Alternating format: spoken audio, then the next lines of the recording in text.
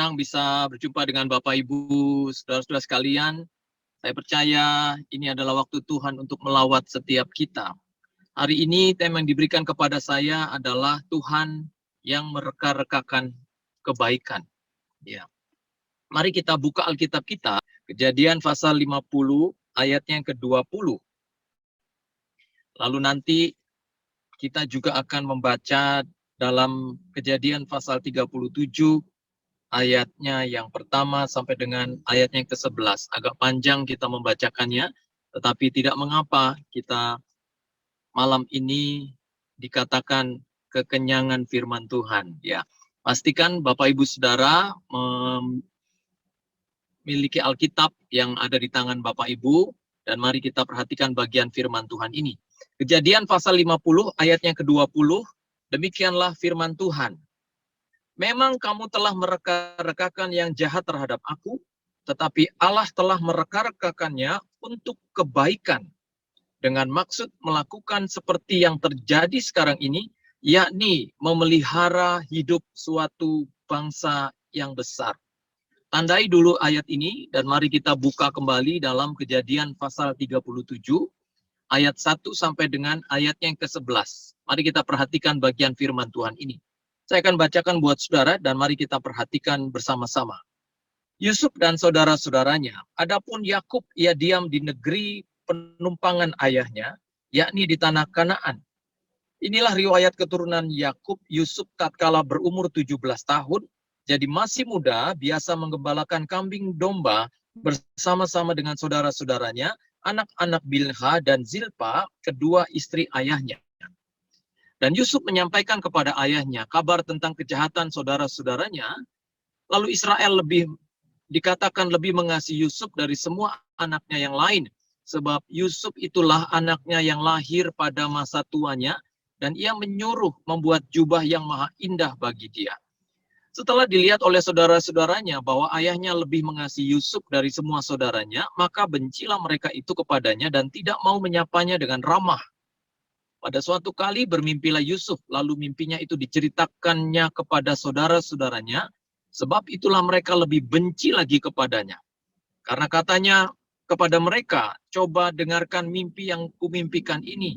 Tampak kita sedang di ladang mengikat berkas-berkas gandum, lalu bangkitlah berkasku dan tegak berdiri. Kemudian datanglah berkas-berkas kamu sekalian mengelilingi dan sujud menyembah kepada berkasku itu. Lalu saudara-saudaranya berkata kepadanya, apakah engkau ingin menjadi raja atas kami? Apakah engkau ingin berkuasa atas kami? Jadi makin bencilah mereka kepadanya karena mimpinya dan karena perkataannya itu. Lalu ia memimpikan pula mimpi yang lain yang diceritakannya kepada saudara-saudaranya, katanya, aku bermimpi pula tampak matahari, bulan, dan 11 bintang sujud menyembah kepadaku. Setelah hal ini diceritakannya kepada ayah dan saudara-saudaranya, maka ditegurlah oleh ayahnya. Mimpi apa mimpimu itu? Masakan aku dan ibumu serta saudara-saudaramu sujud menyembah kepadamu sampai ke tanah? Maka iri hatilah saudara-saudaranya kepadanya, tetapi ayahnya menyimpan hal itu dalam hatinya. Demikian pembacaan firman Tuhan bagi kita. Allah mereka-rekakannya untuk kebaikan. Bapak Ibu Saudara yang terkasih dalam Tuhan, kalau kita perhatikan kisah yang baru saja kita baca ini adalah kisah seseorang yang tetap maju dan bukan mundur apapun keadaannya. Tetap naik dan bukan turun apapun yang dia alami. Kita harus menjadi orang-orang yang seperti ini. Kita tidak boleh menjadi orang-orang yang kalah dengan keadaan, kalah dengan masa lalu, hari ini, bahkan kalah dengan ketakutan kita akan hari esok. Ada banyak orang seringkali tidak bisa maju karena banyak kendalanya.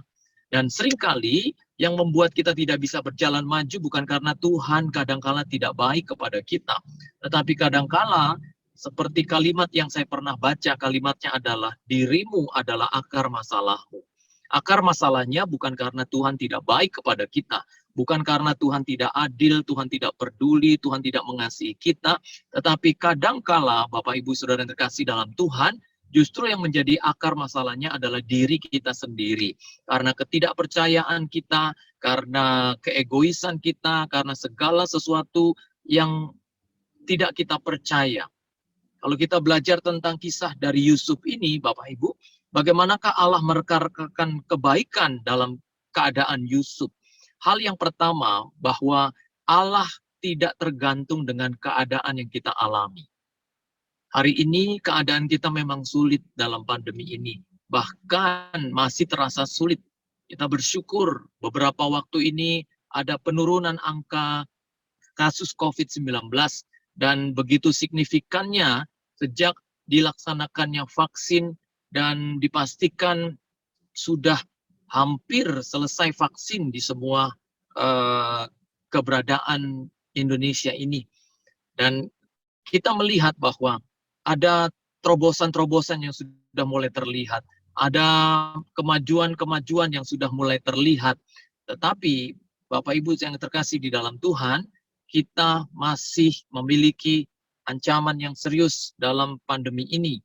Ada banyak orang yang menjadi depresi, frustasi, dan putus asa dalam hidupnya. Mereka melihat keadaan yang susah. Bahkan susah itu mungkin masih kita alami sampai hari ini. Baik dalam hal pekerjaan, dalam hal ekonomi yang belum pulih, dalam hal usaha dan keadaan yang kita sedang alami hari ini begitu rupa dan masih membuat kita harus bekerja keras di dalamnya. Tetapi saya mau kasih tahu buat Bapak Ibu Saudara sekalian bahwa Tuhan tidak dapat dikalahkan oleh keadaan. Saya percaya Tuhan tidak pernah kalah dengan keadaan kita yang susah. Dia tetap Tuhan yang masih bisa diharapkan dalam keadaan ini. Kita masih punya Tuhan dalam hidup kita. Kalau kita masih punya Tuhan dalam hidup ini, kita masih punya juru selamat dalam keadaan ini, maka tenanglah hidup kita dalam menjalani kehidupan. Apapun yang terjadi, tidak ada pilihan lain kecuali kita tetap menjalani hidup dan maju bersama dengan Tuhan. Ingatkah saudara-saudara sekalian bahwa ketika Daud menghadapi Goliat yang besar, ini diumpamakan seperti seseorang yang menghadapi masalah yang besar di hadapannya. Daud tidak lari meninggalkan masalah yang besar karena dia tahu dia punya Tuhan yang besar yang lebih besar dari masalah yang dia sedang hadapi. Ketika Daud digambarkan melawan Goliat, Daud dikatakan dia justru mengejar Goliat itu, menghadapi Goliat itu. Doa saya, Bapak, Ibu, dan saya bukan orang yang lari dari masalah. Dunia menawarkan banyak cara untuk lari dari masalah, tetapi surga menawarkan banyak cara untuk kita melawan, menghadapi masalah, dan menang atas masalah kita. Satu hal yang kita percaya bahwa ikut Yesus bukan berarti bebas dari masalah, tetapi saya mau katakan buat saudara-saudara sekalian, kita akan menang atas masalah kita. Sekalipun Yesus ada bersama-sama dengan kita, tidak melulu semua akan harus beres. Ya, ikut Yesus bukan berarti beres, ya, siap lalu baik. Ya, ikut Yesus kita berpikir pasti tidak ada masalah. Ikut Yesus bukan berarti bebas dari masalah, tetapi engkau akan menang atas masalah. Ingatkah saudara-saudara ketika Yesus ada di dalam perahu bersama dengan murid-muridnya, Alkitab mencatat angin, badai, dan tofan masih bisa melanda perahu itu. Tetapi syukur ada Yesus di dalam perahu itu. Intinya adalah sekalipun Yesus Tuhan bersama-sama dengan kita, kita hidup di dalam Tuhan, badai, permasalahan, pergumulan, hal-hal yang buruk masih bisa kita alami.